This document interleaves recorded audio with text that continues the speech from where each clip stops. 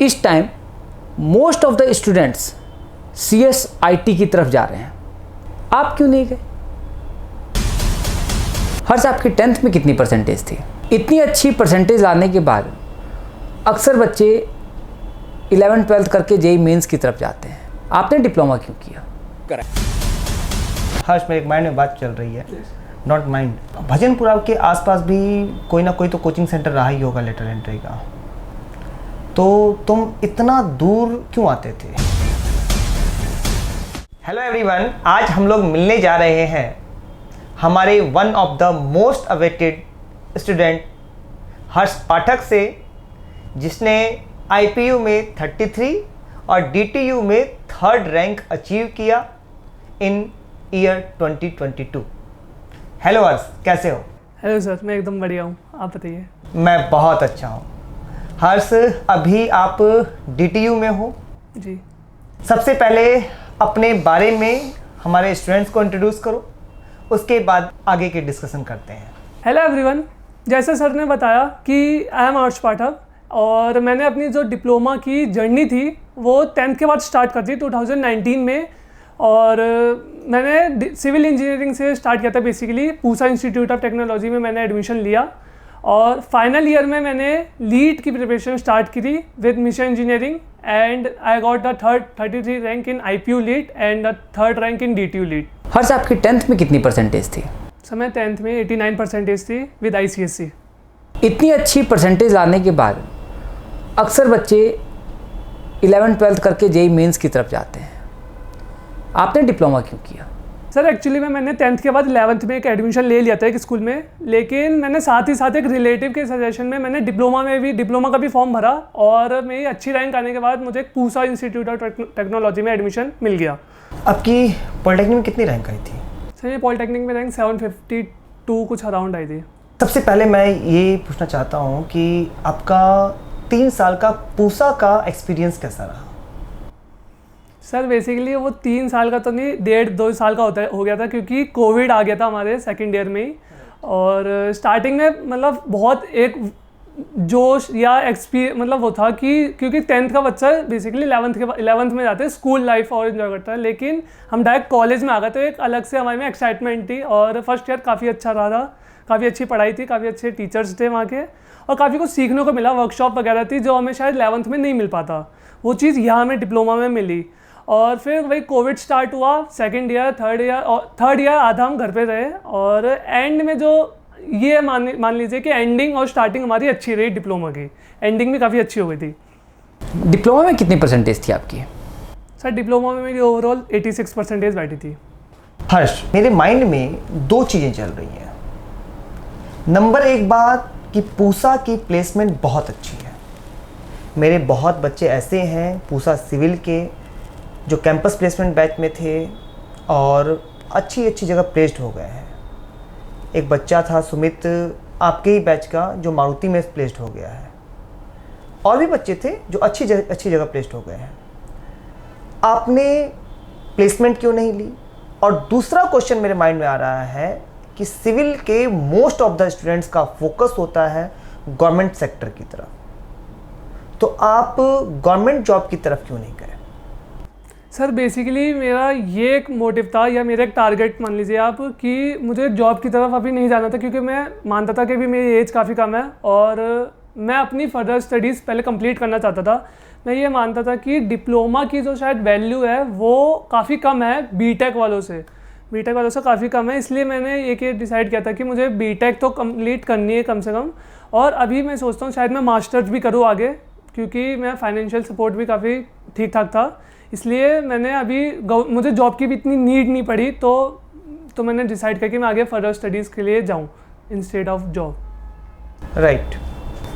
हर्ष, आपकी 10th की percentage भी बहुत अच्छी थी, डिप्लोमा की भी परसेंटेज बहुत अच्छी थी, IPU की रैंक भी बहुत अच्छी थी, DTU की रैंक का तो कहना ही क्या है।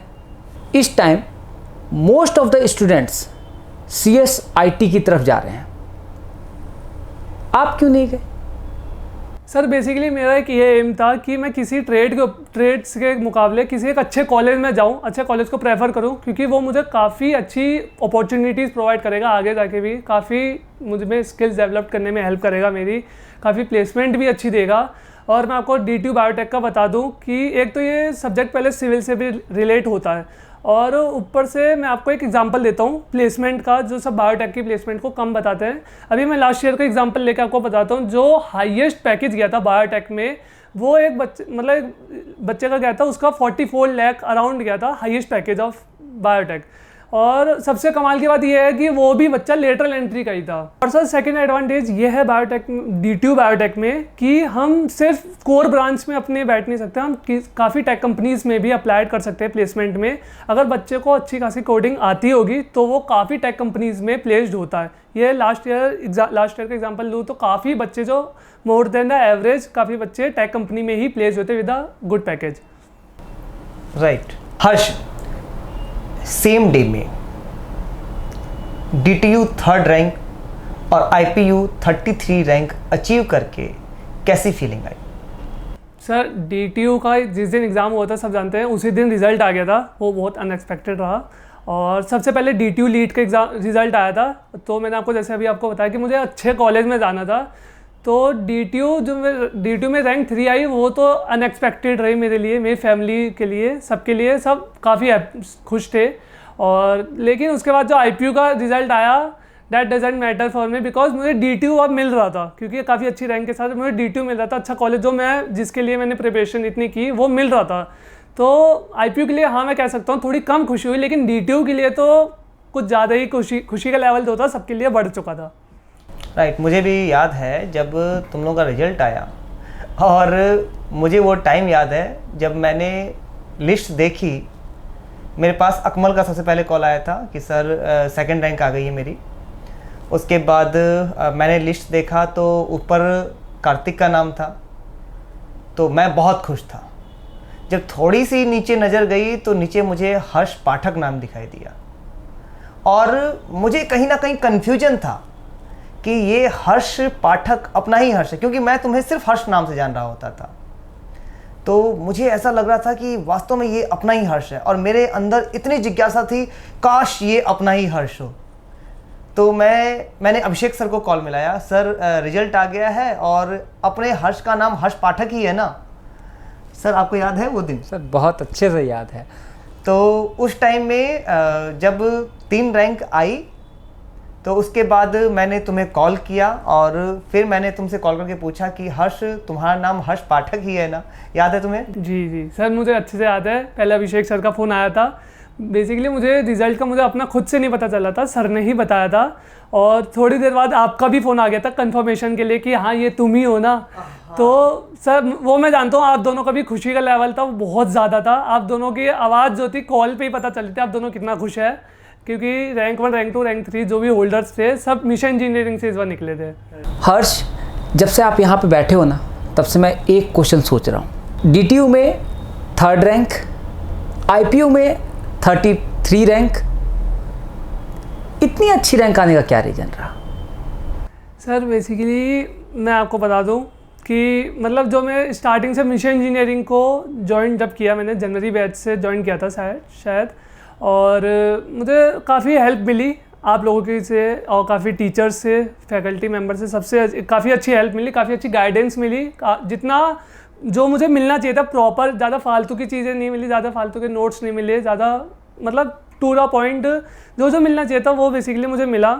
और जो एक हार्ड वर्क किया हमारे टीचर्स ने और हमने साथ में मिलके, वो काफ़ी एक मेन रीज़न रहा इस रैंक के पीछे, इन नंबर्स के पीछे।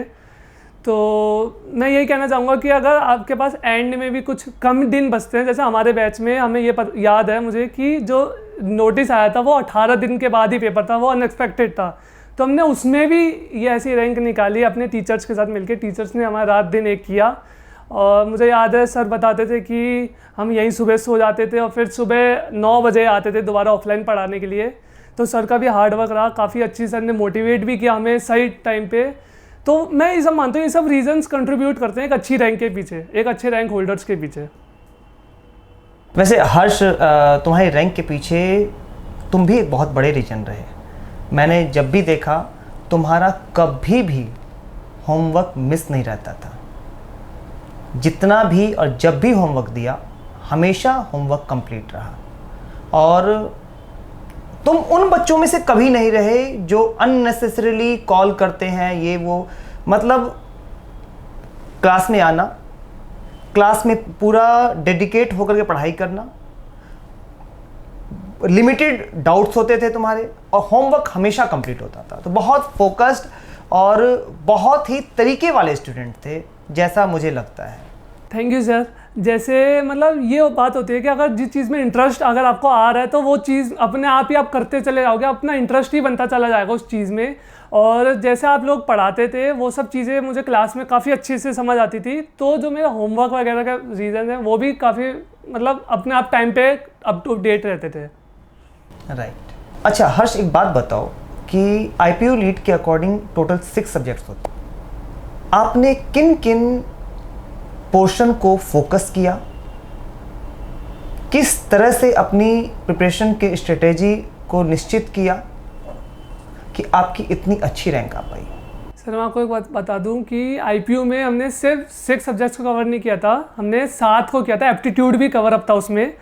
और मतलब मेरा ये मानना है कि अगर आप प्रिपेयर कर रहे हो, आपको जो सब्जेक्ट पे अच्छी पकड़ आती है तो आप तो उसको एकदम निचोड़ के खा जाओ, ठीक है। और जो सब्जेक्ट आपको लगते हैं, मैंने जैसे देखा काफ़ी बच्चों का फियर होता है मेन मैथ्स में होता है, ठीक है। और कुछ भी और बच्चे पे डिपेंड करता है कौन सा सब्जेक्ट उसको ज़्यादा हार्ड लगता है। तो जो सब्जेक्ट उसको हार्ड लगता है वो मैं उतना उसको प्रेफर करना चाहूँगा कि वो लिमिटेड टॉपिक्स पढ़े और वही टॉपिक्स पढ़े जो ज़्यादातर पेपरों में आते हैं। पूरा पढ़ने की ज़रूरत नहीं है, लेकिन जिस सब्जेक्ट में इंटरेस्ट है उसको अच्छे से पढ़े। जैसे मैं अपनी बात करूँ तो मैंने रीजनिंग और मैकेनिक्स काफ़ी अच्छे से कवर अप की थी। और मैथ्स में मैंने सिर्फ उतने ही इंपॉर्टेंट टॉपिक कवर किए जितना मुझे लगता था हाँ इनमें से ज़्यादा पोर्शन आ सकता है एग्जाम्स में। और साथ में मुझे एप्टीट्यूड पढ़ने का भी फ़ायदा मिला IPU में भी और DTU में तो बहुत, क्योंकि DTU में अराउंड 10 to 15 क्वेश्चन एप्टीट्यूड के ही आए थे, जिसकी वजह से वो एक रीज़न रहा है अच्छी रैंक का। राइट। और कंप्यूटर के बारे में क्या बोलोगे? कंप्यूटर में कितने क्वेश्चन ठीक हुए थे आपके?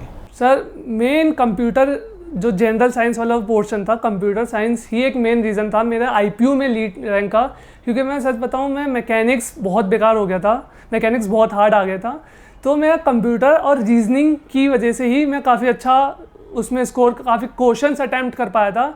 और कंप्यूटर में मेरा ये मानना है जो भी आपने नोट्स प्रोवाइड किए थे, जो भी आपने बेसिकली चैप्टर्स प्रोवाइड, क्वेश्चंस आपने प्रैक्टिस के लिए दिए थे, वो as it is question exams में हमें मिले थे, जिसकी वजह से कंप्यूटर काफ़ी अच्छे से कवर अप हो गई थी एग्जाम्स में। और कंप्यूटर के जो क्वेश्चंस प्रोवाइड किए गए थे, जो लिंक्स प्रोवाइड की जाती थी कोचिंग से प्रैक्टिस के लिए, वो मुझे ऐसा लगता है कि उस लिंक में से direct question as it is exams में आए थे, जिसकी वजह से जनरल साइंस का मेरा जो पोर्शन था काफ़ी अच्छा कवर अप हो गया था एग्ज़ाम में। और रीजनिंग का भी काफ़ी अच्छा कवर अप हो गया था। तो मैं मानता हूँ ये 2 मेन सब्जेक्ट रहे जो एक अच्छी रैंक के पीछे का राज रहा। हर्ष, आप लीड 2022 के अंदर पहले ऑनलाइन बैच में थे, फिर आप ऑफलाइन बैच में आ गए, उसका क्या रीज़न रहा? यस सर मैं बेसिकली दोनों चीज़ एक्सपीरियंस करना चाहता था। पहले मैंने ऑनलाइन बैच स्टार्ट किया, ऑनलाइन बैच में पढ़ना स्टार्ट किया बेसिकली। और फिर ऑफलाइन में भी आया। मैं बेसिकली भजनपुरा से आता था और वहाँ से यहाँ आने में एक तरफ का अराउंड 2 या 2.5 घंटा लगता था। मैं उसके बावजूद यहाँ पे आया पढ़ने, ऑफलाइन पढ़ने आया। वैसे तो ऑनलाइन और ऑफलाइन में ज़्यादा फ़र्क नहीं है, मतलब टीचर्स भी सेम है, फैकल्टी सेम है और जो मिशन इंजीनियरिंग की क्वालिटी है उससे कोई कॉम्प्रोमाइज़ नहीं है। लेकिन मैं फिर भी इतने दूर से आता था, उसके पीछे एक रीज़न था कि मैं ऑनलाइन में काफ़ी डिस्ट्रैक्ट हो जाता था पढ़ाई को लेके। और सबसे इम्पॉर्टेंट बात कि मुझे यहाँ ऑफलाइन में एक अच्छा खासा कंपटीशन मिलता था जो मुझे ऑनलाइन में नहीं मिल पाता था। तो ये काफ़ी इम्पॉर्टेंट रीज़न रहा कि मैं ऑफलाइन में स्विच किया अपने आप को, इसलिए मैंने मिशन इंजीनियरिंग एंड में ऑफलाइन आना स्टार्ट कर दिया।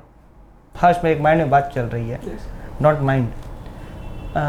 जब तुमने बताया 2 से 2.5 घंटा, भजनपुरा के आसपास भी कोई ना कोई तो कोचिंग सेंटर रहा ही होगा लेटर एंट्री का, तो तुम इतना दूर क्यों आते थे? मैं तो चाहूँगा खैर सब कोई आए, दिल्ली का हर बच्चा आए मिशन इंजीनियरिंग में, लेकिन आपने क्यों सोचा भजनपुरा से उत्तम नगर आने के लिए? सर बेसिकली अगर एक बच्चा किसी भी अच्छी रैंक के लिए किसी भी चीज़ के लिए डेडिकेटेड होता है तो वो कोई भी पास या दूर नहीं देखता या वो क्वालिटी देखना चाहता है।